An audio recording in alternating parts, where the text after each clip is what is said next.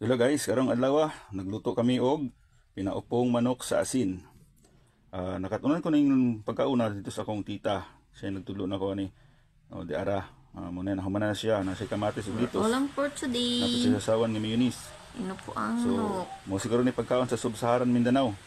Atong tan-awon kung unsa gyud ang kalamian ning pagkauna. Ug pasag nila ng tao dang kulungo kanaw mo sa na siya. Di ba? Dali ra kini siya lutuon guys.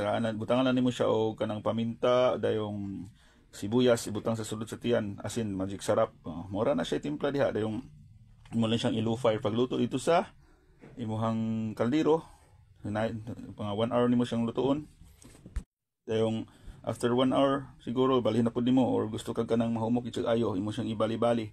Pero imo siyang hinahinayong bali-bali kay mabungkag man siya kay mahumok naman siya samot nag kanang imong pugson og bali nga pilit ihang skin dito sa kaldero, di ba? Mura ra ni siya gi-steam guys, yung yang unod magputi lang siya nga mo siya humok siya nga na-steam lang gid siya nga chicken pero dili ni siya murag lasa og lechon manok, hay gid siya lasa.